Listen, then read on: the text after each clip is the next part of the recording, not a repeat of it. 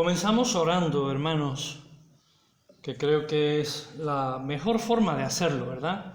Poniendo este tiempo en las manos del Señor, que Él nos guíe y nos ayude a comprender su palabra y aplicarla a nuestras vidas. Padre amado, gracias, Señor, de nuevo en este día.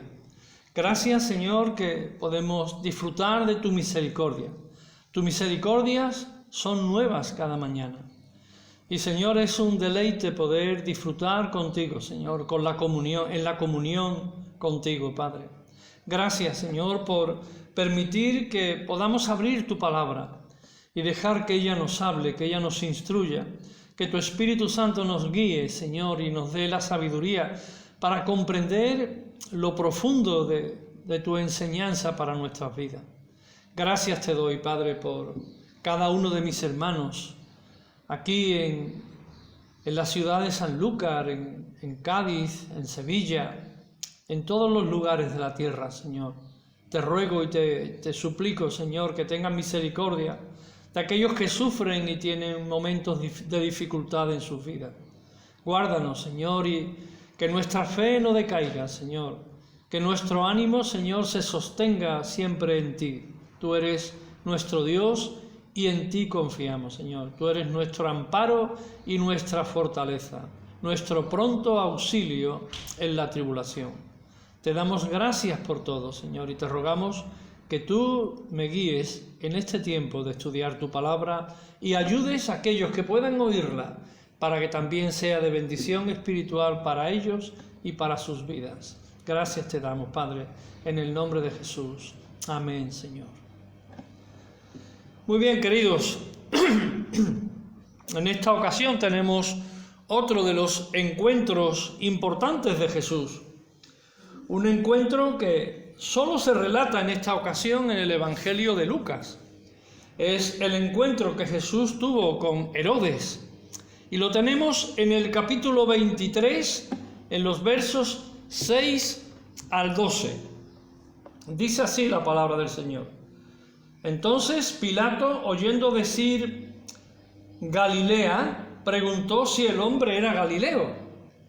Y al saber que era de la jurisdicción de Herodes, le remitió a Herodes, que en aquellos días también estaba en Jerusalén. Herodes, viendo a Jesús, se alegró mucho porque hacía tiempo que deseaba verle, porque había oído muchas cosas acerca de él y esperaba verle hacer alguna señal. Y le hacía muchas preguntas, pero él nada le respondió. Y estaban los principales sacerdotes y los escribas acusándole con gran vehemencia. Entonces Herodes con sus soldados le menospreció y escarneció, vistiéndole de una ropa espléndida, y volvió a enviarle a Pilato. Y se hicieron amigos Pilato y Herodes aquel día, porque antes estaban enemistados entre sí. Hay personas que se acercan a Jesús porque su personalidad les fascina y despierta curiosidad. Así ocurre muchas veces. Y así ha ocurrido en la historia. Hay personas que han buscado a Jesús porque esa personalidad de Jesús les ha fascinado y les ha subyugado. Despierta curiosidad, cuando menos. En esta ocasión se trata de Herodes Antipa, hijo de Herodes el Grande, que fue rey de Palestina entre los años 37 al 4 a.C. Herodes Antipa era hermano de Arquelao. Nuestro protagonista nació el año 20 a.C. y fue nombrado tetrarca de la zona de Galilea y Perea, donde reinó desde el año 4 a.C. hasta el 39 de nuestra era.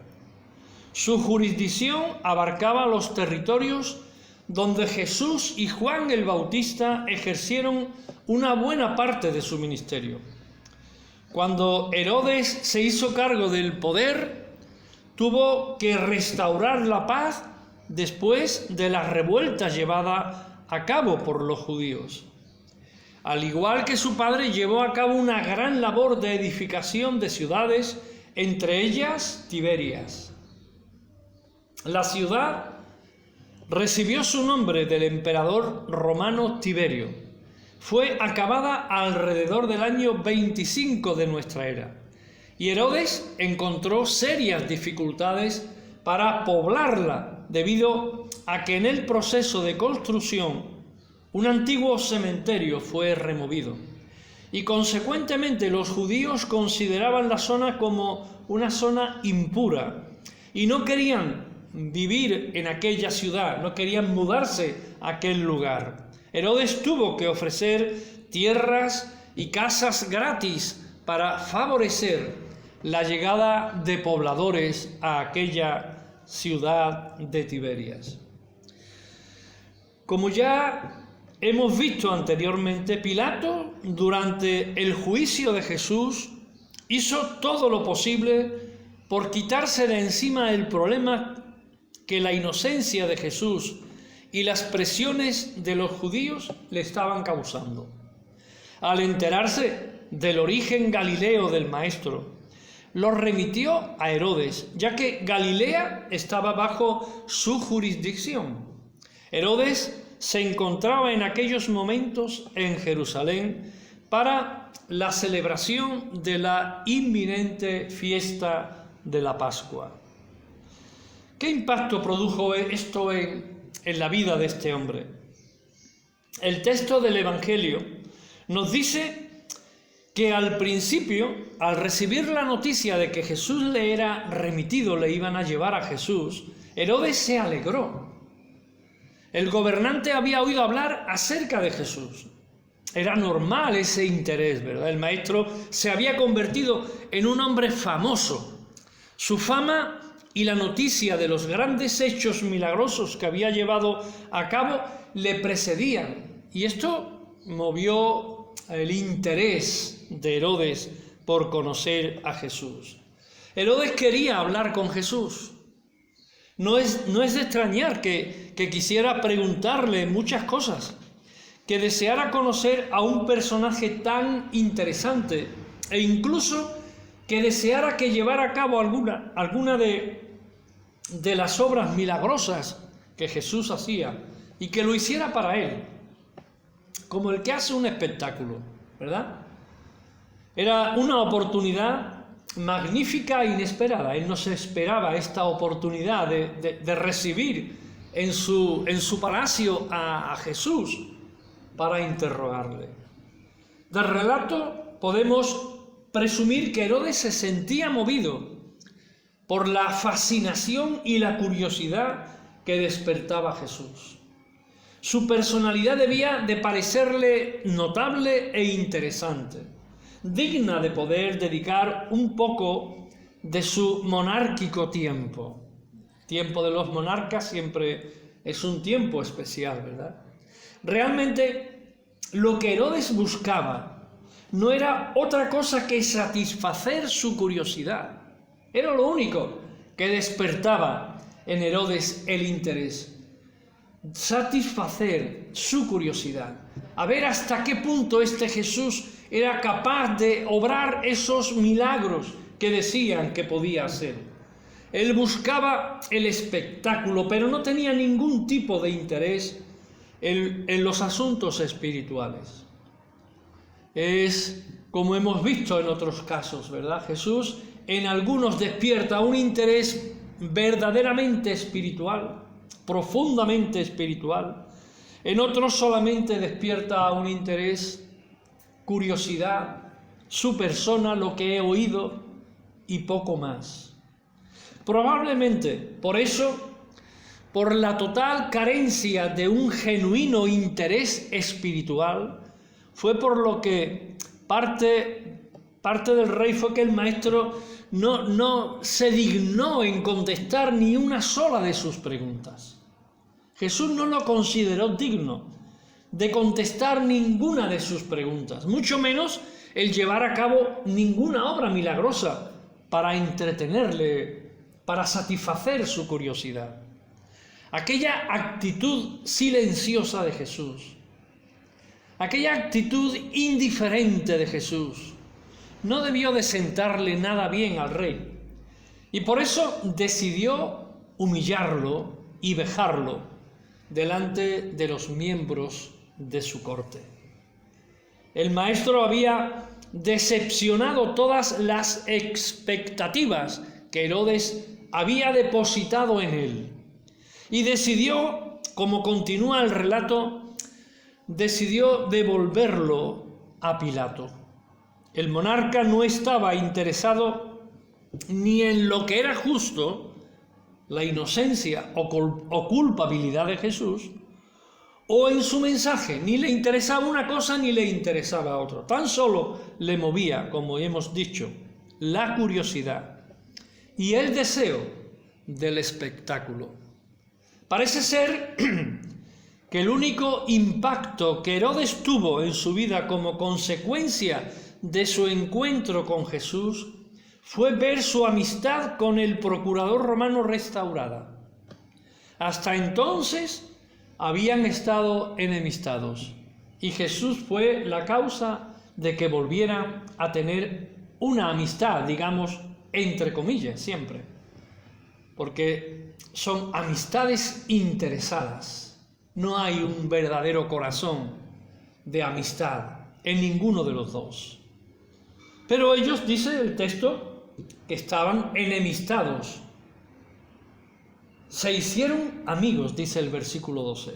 A partir del encuentro con Jesús, se hicieron de nuevo amigos. Restauraron su amistad. Qué curioso, ¿verdad? Que Jesús de algo sirvió ese encuentro, de algo práctico. Restauraron su amistad. Amistad de dos hombres que solo les movía el interés personal, el deseo de triunfo personal, el deseo del poder personal, el deseo de ser alguien importante en la política en aquel tiempo. ¿Qué aplicación podemos buscar para nosotros de todo esto, de este encuentro tan peculiar de Jesús con Herodes? Han pasado ya, hermanos, 2000 años largos, y hoy en día Jesús sigue despertando una gran curiosidad, una gran fascinación en nuestra sociedad. Los estantes de las librerías de la secular y de la vieja Europa están llenos de nuevos libros acerca de la persona, el mensaje y la identidad de Jesús. Jesús sigue despertando interés y sigue despertando la polémica. Muchos de los que se acercaron a la figura del Maestro de Nazaret no tienen un genuino interés en conocer quién fue realmente y cuáles son los distintivos de sus enseñanzas. No les mueven el verdadero interés. Pero sigue despertando, ¿verdad?, el interés, la polémica. Siguen escribiéndose libros que si Jesús tuvo esposa, que si tuvo hijos, que si tuvo relaciones extramaritales. Mentiras y más mentiras. Todo esto es completamente secundario. Lo que les atrae a la gente de Jesús es ese carácter misterioso, único, singular de este enigmático personaje. Enigmático para muchas personas. Para otros vemos claro cómo es, para qué vino y cuál fue su fin. ¿Y dónde está ahora? ¿Y qué está haciendo ahora? Todo eso viene revelado en su palabra. Y ahí tenemos la única fuente que puede ayudarnos a comprender este personaje singular. Muchos esperan que Jesús satisfaga su necesidad de novedad. Quisieran saber cosas acerca de Él.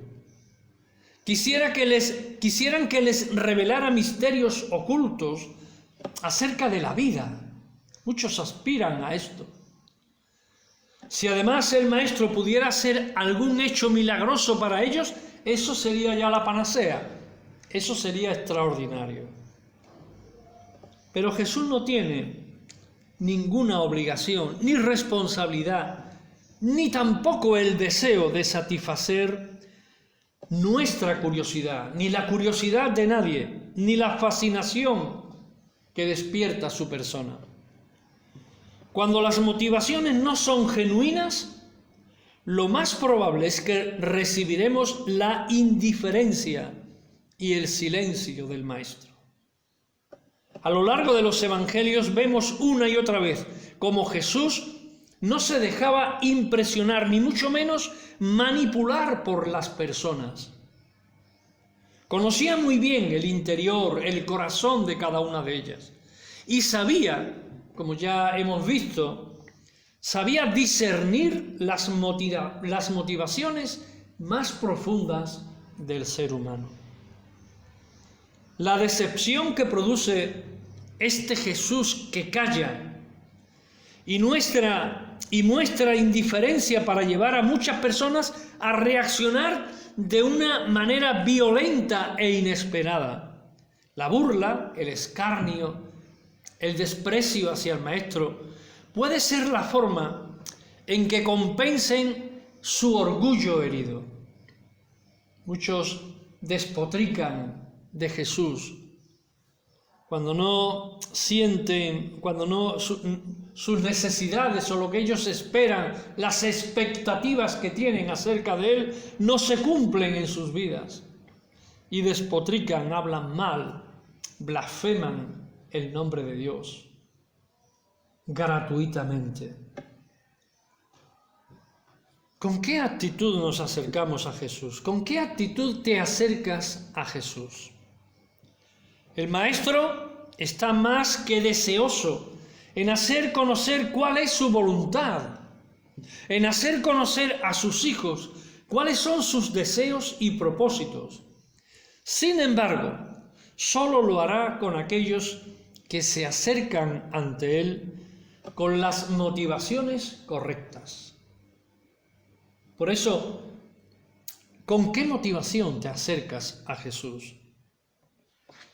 Porque aquellos que desean conocer simplemente por curiosidad, aquellos que buscan el conocimiento de la voluntad para obedecerla reverentemente, incluso aunque ello sea costoso y doloroso, Jesús nos ha revelado una nueva parte de su voluntad moral para con nosotros, siempre a través de las Escrituras.